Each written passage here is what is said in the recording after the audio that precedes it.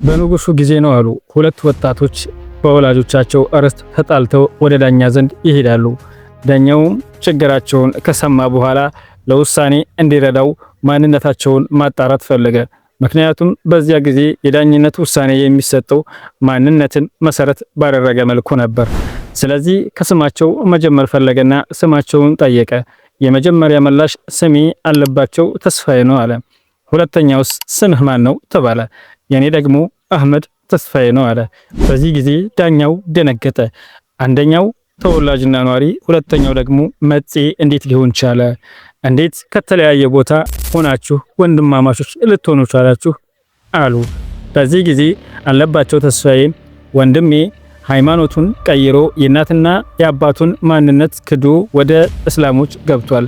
ስለዚህ እንደውም በአጠቃላይ መሬቱ ለኔ ነው የሚገባው አለ። በዚህ ጊዜ ዳኛው ፈገግ አሉ። አዎ ይሄ እኮ ምንም የዳኝነት ውሳኔ የሚያስፈልገው አይደለም። እዚያው አካባቢ ያሉ ሽማግሌዎች የሚፈቱት ችግር ነው። ይሄንኛው የእናትና የአባቱን ማንነት እስከ ካድ ድረስ ንብረታቸውም አያስፈልገውም። እሱ በመጤ ስም የተመዘገበ ነው። ይሄንኛው ደግሞ ባለ ሀገርና ኗሪ ነው። ስለዚህ ሙሉ ለሙሉ መሬቱ ለአለባቸው ተስፋዬ ነው የሚሰጠው አለ። ይህ እንግዲህ በአፈ ታሪክ የምንሰማው ወግ ነው።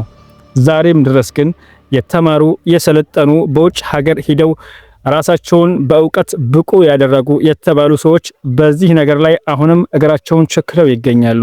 እናንተ መጤ ናችሁ፣ እናንተ ከሌላ ቦታ የሰፈራችሁ ናችሁ ይባላሉ።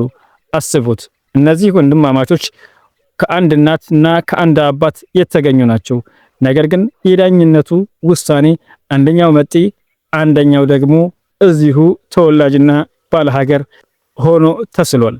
ይህ በእኛይቱ ኢትዮጵያ የተከሰተ ነው።